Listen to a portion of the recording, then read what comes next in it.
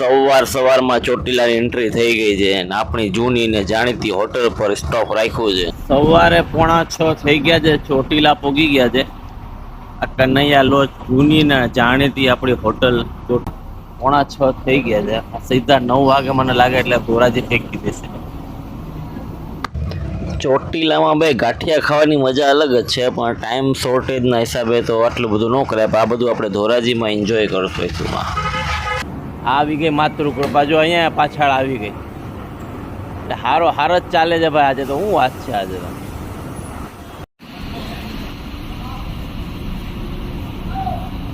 તો ચોટીલામાં પંચર પડી ગયું છે અમારી ગાડીમાં, ટાયર બદલવું છે।